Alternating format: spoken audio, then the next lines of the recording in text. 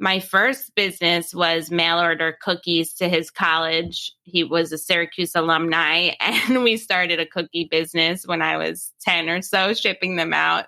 And so it was just always that environment. And I feel that our grandma would be really proud that something that was her hobby, her pastime, we were able to turn into, something we actually sell and people love and want to keep coming back for more. I don't think she would have ever imagined that for us.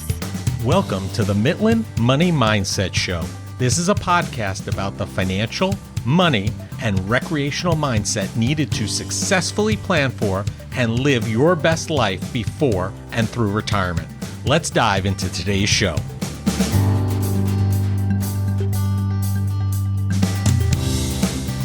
I'm Larry Sprung, your host for the Milton Money Mindset and founder and wealth advisor of Milton Financial. Today's guests are Diana and Melanie Moss, sisters that founded Mini Melanie. Mini Melanie was founded in 2015 by these sisters that grew up in a family where dessert is everything. Melanie and Diana always had complementary skill sets, but never dreamed they'd be business partners. Their separate paths before Mini Melanie built an incredible foundation for their partnership.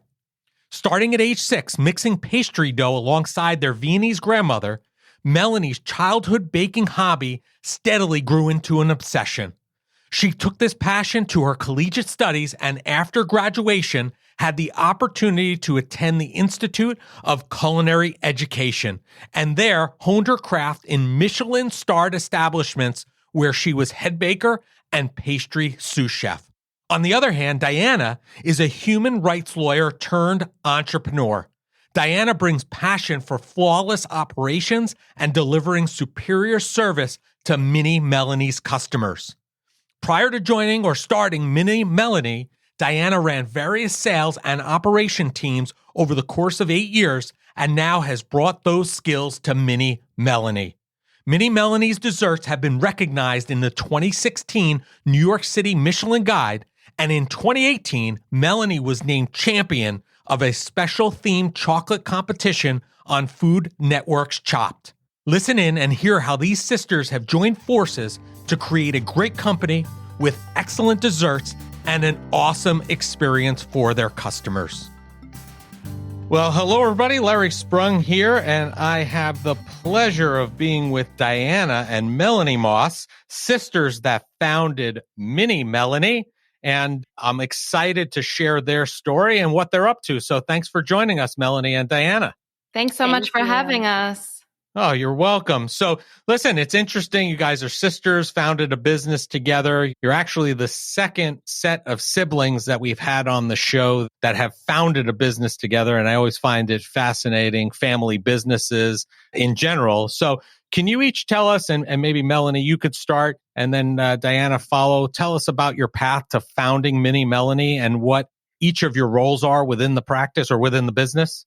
Definitely. So we opened in November 2014, started Mini Melanie, and that was after I was coming back to New York City following a 2-year stint as pastry chef at Blue Hill Stone Barns. Before that, I had worked at Babbo in the city and going to culinary school and working in amazing Michelin-starred restaurants. I wanted to create something really of my own in the desserts world. And Diana and I both baked with our grandma growing up. She was an incredible baker. I started baking when I was just 6, and it was always a huge hobby of mine. She was a woman really ahead of her time. And working in those male-dominated kitchens, I wanted to create a business and brand that was unique and different and something of my own. Okay. And what is your role within the business, just so people understand? I think they could probably draw the dots based upon what you said, but just to be clear, what's your role? Product development, culinary development, baking, and leading the kitchen team. And it's a small team, so do a little marketing on the side, business development.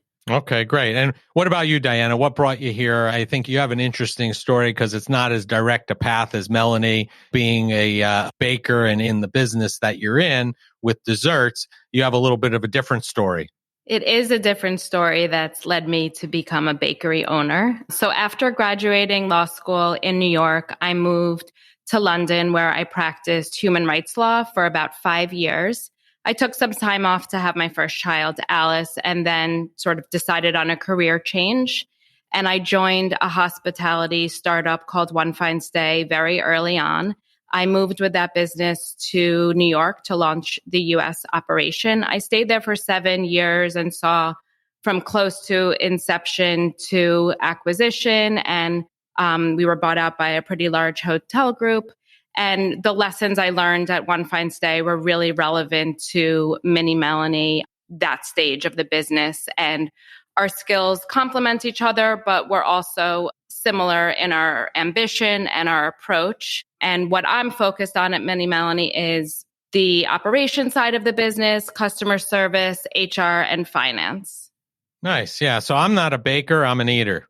I'll eat anything anybody bakes. So I never got into the baking. Luckily, my wife is a great baker, so I eat and test everything out. That's my joy. That could be another role for me as well. My Peloton would get a lot more use if you guys were sending me treats all the time, for sure. I'd have to spend a lot of time working them off, I'm sure. But Diana, can you tell our listeners, what is Mini Melanie all about? What is the company? What do you guys do? Sure. So we're really focused on creating long-term value for our customers, being a trusted partner for every special occasion throughout life's journeys. And this has become really relevant, especially over the last 18 months, being there for all of life's moments to celebrate when you can't celebrate together. We did a big pivot of our business to e-commerce and creating a whole line of products that we ship nationwide. So we have desserts for every occasion, whether that's celebrating at home or together in large groups. That's great. And Melanie, I think one of the issues, I guess, or business issues that you probably have is making sure that you keep things fresh, right? How do you consistently have new desserts that people are interested in? I'm sure there are some go-tos that you probably have, but how do you keep things fresh so that if I'm a customer today and I come back, I want something new? How do you go through that process? I think we have a really diverse, great group of products for having some mainstays. Like you need to try our signature chocolate truffles, but then you may want to also try the cookie cake for a weekend bigger celebration, and our layer cakes for when you're really doing something special. And there's more and more cake pops and cookie assortments, brownies. So we have a really nice variety. Most importantly, everything is just as beautiful as it is delicious. So you know you're going to have that wow factor at any celebration that we ship to you for, or for any gift that you send, you're going to get a phone call. Wow, what is this? This is great. So we have to keep it fresh so our customers are coming back for more variety. But it has to be something that's not too crazy, that's not too trendy. I think we're very classic with our desserts, but they have a little bit of our own spin and design on it. Do you change things on like a somewhat regular basis, like either seasonally or annually? How does that work? We definitely follow the holiday seasonal calendar. I think we don't get too caught up in like, oh, it's National Chocolate Chip Cookie Day, which I think is actually today. But we don't get too caught up in every single holiday along the way. But the really big ones, Valentine's Day, Mother's Day, Father's Day, Halloween is huge for us as well, Thanksgiving. We are always coming out with new treats for those holidays, and also following a seasonal baking calendar. So in the fall, we have a delicious apple caramel salted cookie cake. And my background working in restaurants, following seasonality with food is definitely important. Citrus in the winter and stuff like that. So definitely rotating things and trying out new things. My job would be boring if I was making the same set of desserts every single day. So we are coming up with new desserts all the time. What are some of your favorite desserts that are like mainstays? I would imagine your favorites would be mainstays that are consistently there and available. What would those be? The core group of truffles in our signature mix box, I think if we took those off the menu, we wouldn't be Mini Melanie anymore. So those are definitely really important. Our Devil's Food Cake truffle is my absolute favorite. It's a dense, delicious bite of heaven. Not exaggerating there, I think.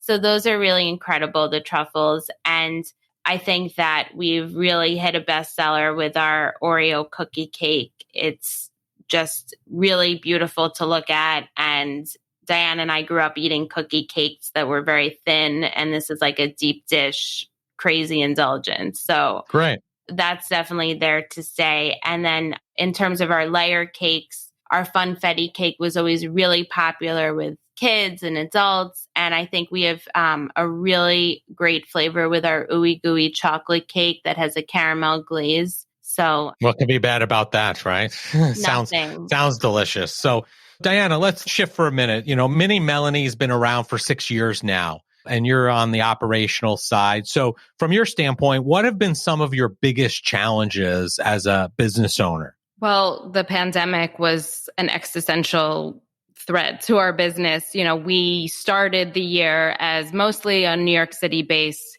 catering company with a shop at Chelsea Market. But very quickly, being in New York City, we were hit very hard and all of our orders were canceled. So we had to really take a deep look at the business and figure out who we are and who we're going to be until the normal course of business returns. And that was where we did a pivot to e-commerce. And while we've built this other business along the way, thankfully, our previous business of local catering and events and wholesale has started to come back. So it's been a crazy year, but we're really happy with where we are at this time. Do you feel that as things return back to normal, and they may be by the time that this airs, maybe at least more normal than it is today, but do you see yourself moving away from the e-commerce or continuing with that and having that available to complement the catering piece of the business? It's here to stay. I think people's behaviors in general have moved even more online. So that won't change even for baked goods. You can order and have something at your door tomorrow. So we're a great option for ordering for yourself, for your own events, and for gifting. And sadly, so many similar businesses haven't survived. So there's fewer options out there. So we want to be your trusted go-to brand for every occasion. Great. And Melanie, now, aside from the pandemic, what over the last 6 years have you seen as your biggest challenge? Has there been a challenge on the baking creative side that maybe you could share with our listeners, or maybe some other challenge, perhaps? Baking has always been not a challenge for me. I love it, and I love the problem solving with it and the creativity, but scaling it is challenging, having the right equipment. So this business has no outside investors. It's Diana and me. It's a family business. And how do you take those risks as a small business? When do you buy that 60-quart mixer of your dreams that you know is going to be the game changer? When do you buy a walk-in freezer? So I was fortunate that I had incredible kitchens to kind of grow up in as a chef that have these blockbuster kitchen setups, but you can't snap your fingers and have that right away. So we definitely grew slowly. It was challenging to get those huge orders and not have the right mixer, but step by step, we've grown, and now we have a real state of the art small business kitchen with great tools to make all of our orders come to life and get them out the door in perfect, reliable condition. So that was challenging along the way. When do we take those steps? And otherwise, with our desserts, we can make beautiful desserts, but how do we get them in the mail with FedEx to arrive to Hawaii in July in Right. perfect condition? So I can truly say there's always hiccups here and there. And it's nice when a customer is understanding. 1 out of 100% of the time, a box will break open, but 9 times out of 10, or even more than that, our boxes are arriving, in perfect condition. Our desserts are intact, and the process is very laborious. Making the desserts, everything's done by hand. Everything's packaged by hand, labeled. So we've created great products, and we're getting them to you no matter where you are, even globally, in the same condition that they left the kitchen. So that was That's great. challenging. Yeah. So, I mean, challenging, you said cooking or baking rather, hasn't been a challenge for you to be creative and whatnot. And I think that that's seen by your participation on the show Chopped, right? That's a place where it's a high pressure. Usually you don't know what's going to be presented to you. And basically have to turn something, I guess, well, I shouldn't say something. You have to turn almost nothing or a bunch of things into something that looks unbelievable. And you had the opportunity to be on Chopped, and you were the champion of a special chocolate themed episode. How do you feel, or do you feel that your experience on that show and the notoriety that you got from being on that show, how do you feel that that has helped, or do you feel it's helped the business at all? It's interesting. I think that when the show airs, there's a lot of traffic on our website because it does re-air, and a lot of emails, a flurry of emails. I wouldn't say that it results in a ton of orders. I think the show really promotes Melanie Moss, and they give a quick couple seconds of our kitchen in the background and mention Mini Melanie, but it's really, has it changed the business? No, we didn't, it's not like Shark Tank, but Food Network is great credibility. Everybody adores this show, and the adrenaline of it, the high intensity of it, the challenge. So it's a nice feather in our cap to have that I was the champion on this show. And people always think it's a cool, fun fact. So I'm always seeking out more competitions. Is it as pressure cooked as they make it seem? Like they make it seem very pressure packed because you're under this time constraint. You don't know what you're going to get, and you have a very little time to really figure out a game plan, put it together, and have a presentation that looks amazing. And, they do a very good job on TV, at least, making it seem like it's this pressure cooker of a situation. Is it really that much? It is. And the producers are smart. They really set you up for that day to be in that pressure cooker. I remember the day started, it was like, I think we taped in wintertime. It was pitch black. We got picked up by a van outside of a random shop front in New York City at like 6 a.m. And then we didn't know where we were going. And then we get to the studio, they take your ID, they take your knives, your phone, and then they give you this 30-second tour of the kitchen. So you're like, okay, springform pan, knives, blender. And then you open up the basket. You have 30 seconds. The basket closes, and then they start the time. So that's really it. So it's completely overwhelming as what I do it day to day in the kitchen, coming up with a new recipe. There's unlimited time. I can test, retest, think, research. So and especially with baking, you're not going to have a good baked good if it's not measured. Do you feel your experience there made you better? Definitely challenged me as a professional, as a chef, and it was just humbling to compete against other great chefs and to be judged by those judges. The judges, they don't show it on TV. Of course, that's the edited version, but the judges that day gave me great feedback on my techniques. And it's amazing. I'm the champion, but I almost got voted off in the first round. So I was really clinging there and had a major comeback. So if you haven't seen the episode, please try and catch it. Definitely check it out. So, Diana, what I want to do is I want to highlight why you guys do what you do. Can you share with our listeners a story about how you and Mini Melanie played a distinct role in making your customers' day? Sure, I can. We have many stories, and Melanie and I are so hands-on. If you call, if you email, if you chat online, you're likely getting one of us. And we love seeing familiar names, orders comes through, and know, as many customers as we can. So this is actually a story from today. I took a call from a nice young man ordering a cake for his dad. And when he told me his name, I immediately knew who he was, because for the last 2 years, in April 2021 and 20, his dad ordered the same exact cake for him from California to be delivered to his apartment in New York.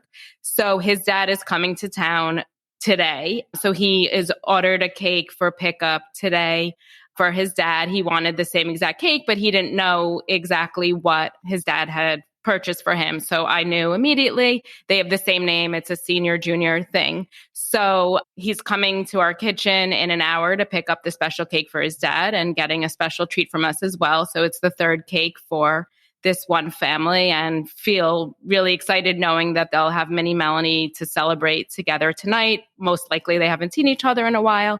So really nice to be part of that. Yeah, that's great. I mean, not only having a repeat customer, but somebody who you're going to go out of your way because you already know them, which is great. You can add that extra special touch. So, Melanie, do you have any stories like that you've experienced that you'd like to share? I think that's kind of what our business is all about. It sums it up what Diana said. We are family and we treat our customers like family. And that story is one in many. You know, there's a grandma I spoke to yesterday. She ordered one of our DIY kits for her granddaughter for Valentine's Day. Then the next week, we made her daughter a Minnie Mouse cake. And now she's getting a 30th birthday cake for her son, the girl's father. So it's just this cycle of, really, we've only been around 6 years, and we go with some couples from an engagement celebration to a wedding cake to a gender reveal to the baby's first smash cake. So we know a lot about our customers, and we like being a part of these special moments and like being there when they need, especially last year, when they need to send a special gift out to someone they miss. So these stories are kind of what we deal with every day, and it's a very happy environment because we really believe in what we're sending out. It's made in the same area, factory, warehouse as it's shipped out. Right. Yeah. I mean, listen, cake's got to be at the centerpiece of most special occasions. So what better way to insert yourself and become part of or part and parcel to a family with special occasions? Cake's got to be there some way, shape, or form. I've seen on your website, you talk about both previously working for other people and really enjoying being entrepreneurs. And when you talk about, working for other people, you talk about them being mostly men. Why is having a woman-owned business so important to you both? And if you want to start, Diana. Sure.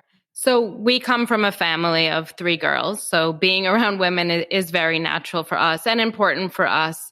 And we're all incredibly hardworking and driven and working, and we're all working moms. So having that understanding, flexibility in the workplace for ourselves, for our team, is crucial to getting through the day, the week, the year, especially this last year. So we think we bring that mentality into the kitchen and try to create an atmosphere that, frankly, might not be possible in a male-dominated kitchen.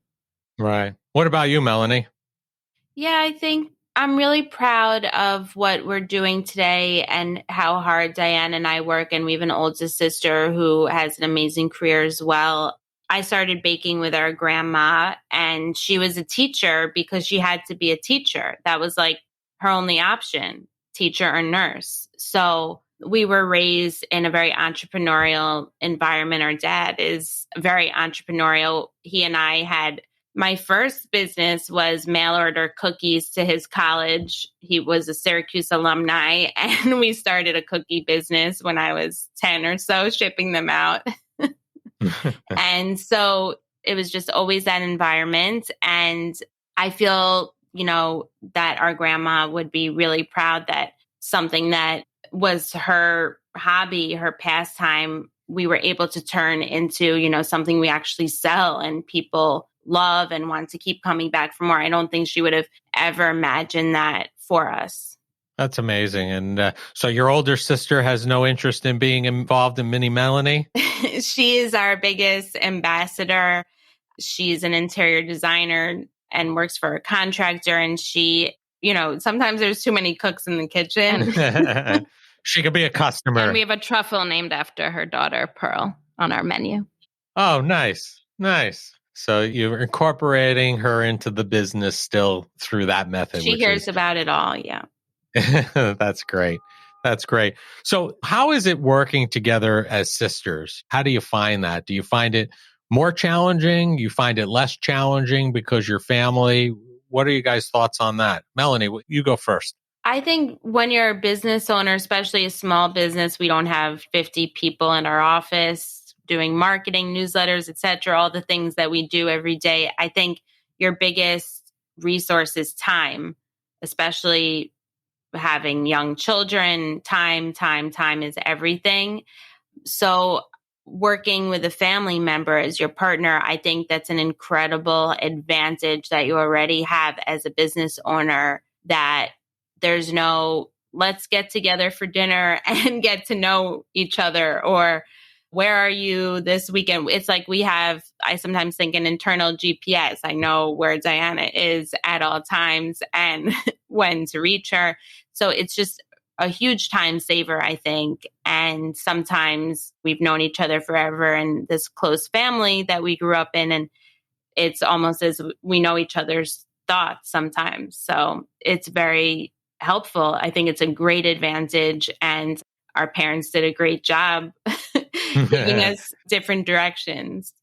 Yeah. What about you, Diana? What are your feelings? I mean, it seems like you guys have very complementary skill sets, which is also excellent for this dynamic, because if you were both bakers or something along those lines, I could see it being more of a challenge. What do you think? So as Melanie said, it's almost like every family gathering is a mini Melanie offsite. So there's a real level of trust that you might not be able to find with a business partner, knowing that we are always looking out for one another and want what's best. We do have separate lanes, but there's a lot of overlap and we have a lot of access to one another and come together to update and make decisions as a team. Oh, so you bring up a great point, right? So at the end of the day, how do you make decisions? Yes, you want to make them as a team, but sometimes I'm sure there's a tie or something like that. You want to go one way, Melanie wants to go another. So, I mean, how do you ultimately make those decisions, the tough ones where you may not see eye to eye? You flip a cake or you flip a coin? It's a good question. We haven't had too many of those yet. So we've come together on the same page. We're both pretty flexible. Melanie maybe a little more stubborn, but we come together and we both kind of see the vision in a similar way. So it hasn't been that tricky. Right. So, Melanie, do you guys make all decisions together, or do you make decisions on the areas that you're most involved with on the business and Diana makes decisions on that? And then if it's an overarching decision for the business, then you come together for those? How's that division of labor kind of spread out? Yeah, I think Diana, even though she's not a baker, she's come up with ideas for desserts or DIY kits. She knows our customers very well. So there's definitely a lot of overlap. I like to incorporate in the development our kitchen staff as well. Some of them have now been with us for a year or two, and they have traveled with us through the craziness of 2020. So we went through an immense amount of changes and challenges this past year. So getting their input as well as ours is definitely valuable. They're the ones helping us make all these incredible desserts every day. So Diane and I will discuss new desserts that we have to make, our newsletter calendar. She gives me input on the social media aspects of the business that I do. So there's definitely a lot of overlap, and we're both in the kitchen quite a bit and know how to find each other when we're not in the kitchen to get those decisions made. Have you ever gotten a great idea for a dessert, either from a staff person or from a customer saying, hey, this is something I really love. And you're like, oh man, I don't know why we didn't think of that. That sounds like an awesome thing to incorporate. Has that happened? I'm thinking about desserts night and day. And I think our desserts are very customer led. We want things that people want to eat and that we want to make and that we want to eat and that we want to bring home for our families to eat. So a lot of the products that you see on our website are things that might have started off as a custom order. Oh, I need a thank you cookie tin, for example. And then we realized this is really useful, helpful for people to say thank you with writing on a cookie. And now that's one of our best sellers. So nice. Diana, what's up next for Mini Melanie? What's the next big idea that you guys have, and what's the next big step for you guys and the company? So holiday gifting season's very big for us. So launching our new seasonal line of products, which will include our holiday cookie decorating kits, which have been a real success for us over the last year. And Melanie can talk a little bit more, but a cookbook is in the horizon too. Oh, tell us about that, Melanie. It's a dream of ours. So our desserts, what's great about them is they're made with products that you could find in your home kitchen. And we have such a variety for people who are gluten-free or vegan. So all of our desserts are kind of cake-based classic desserts that I think would lend itself great to a cookbook. And that's always been a dream of mine.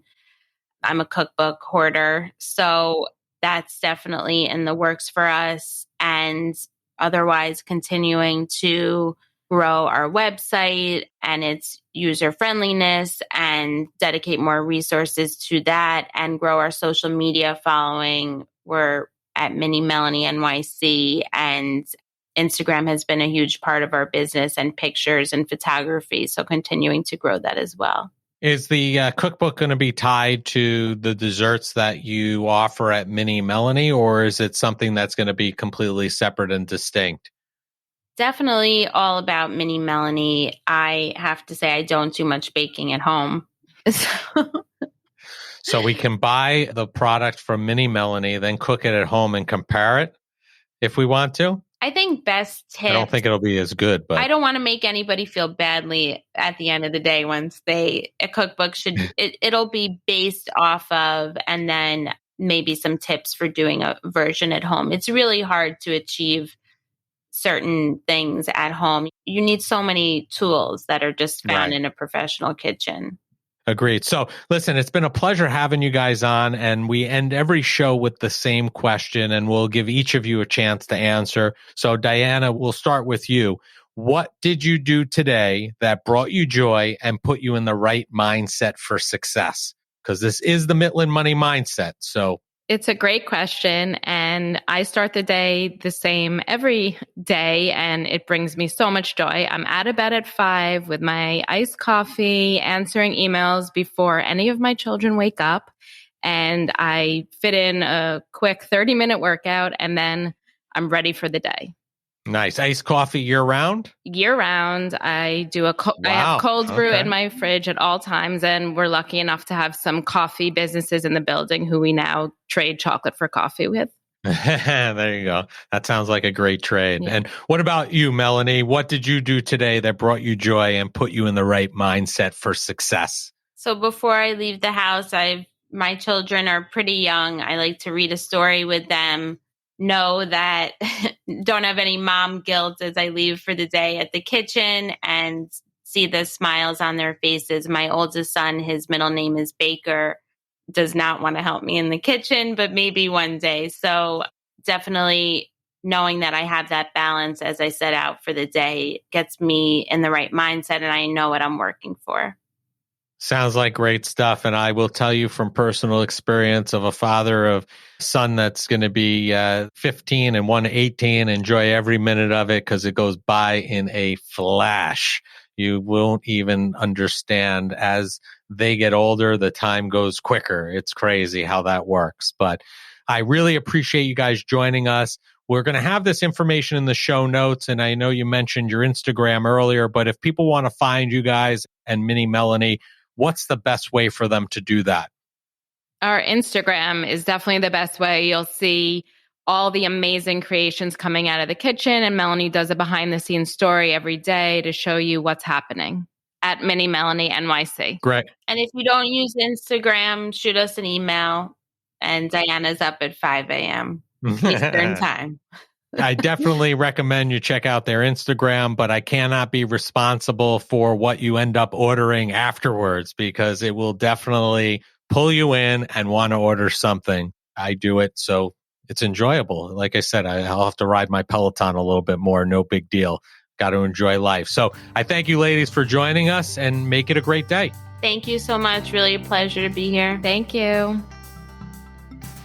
I want to thank Diana and Melanie Moss for being guests on the Mitlin Money Mindset. Diana and Melanie have always had complementary skill sets, and now that they have joined forces, They have created a company that will continue to grow and thrive. Combining great desserts with excellent operational execution provides an experience that customers love and want to tell everyone they know all about. The definition of success. Diana, Melanie, and Mini Melanie can all be found across all social media platforms, and all their contact information needed to find them can be found in the show notes. Thank you for joining us this week on the Mitlin Money Mindset. Make sure you visit our website at mitlinfinancial.com and be sure to smash the subscribe button so you don't miss a show. We encourage you to help others find our valuable content. And listen, please, don't keep us a secret. You can also schedule an Is There a Fit call right from our website or by using the link that you'll find in the description section of your podcast player or app. Be sure to join us for our next episode to learn more about the mindset needed to successfully plan for and live your best life before and through retirement. The opinions voiced in the Mitlin Money Mindset Show with Lawrence Sprung are for general information only and are not intended to provide specific advice or recommendations for any individual. Past performance is no guarantee of future results. All indices are unmanaged and may not be invested into directly. Investing involves risk, including possible loss of principal. No strategy ensures success or protects against loss. To determine what may be appropriate for you, consult with your attorney, accountant, financial or tax advisor prior to investing.